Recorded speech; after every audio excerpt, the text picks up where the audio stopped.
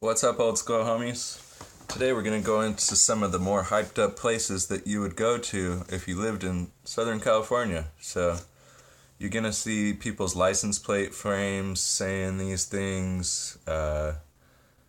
These are destinations that you would use to leave the metropolis of Southern California and hope for something better. At least a little bit of a break from the city, you know what I mean? So, the biggest idiot thing that we all do is go right to Las Vegas, a bigger city than we already live in. And that will help us relax, right?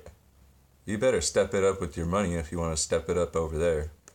It's not that far. It's about 3 hours, 3 hours, 24 minutes. Okay, Palm Springs.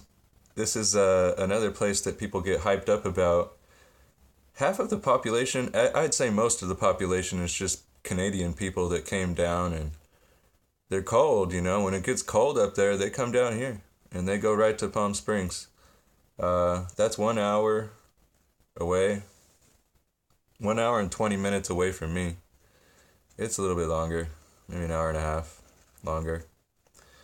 Big Bear is about the same distance, 80 miles, but it's up a windy mountain road. And this is where you would go if you wanted to step it up and go snowboarding or skiing, but it's not a very big resort. There's smaller resorts right before it, and there's small resorts right after it, but Big Bear is really where you would go to ride your snow stuff. We don't have too much snow in Southern California. If you want to step it up, you have to go to Mammoth, okay? Mammoth is badass. It has tons of runs, all that winter stuff that you want to do. It's basically somewhere that I used to go every year when I was a kid. 4 hours and 58 minutes. Seems about right. It takes forever to go to Mammoth, alright?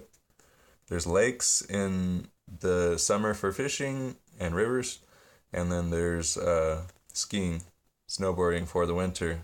And step it up and go to Mammoth, alright? That's when you're balling.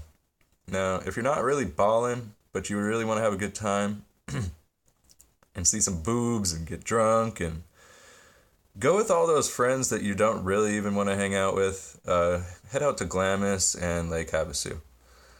Because I put them in the same category. They're about getting drunk and looking at boobs and stuff and getting all wild and going out to the desert, and you're on your own if you go out there, okay? I've been to Havasu a bunch of times. Last time I went, our boat just bursted into flames and I jumped off the boat. Never mind.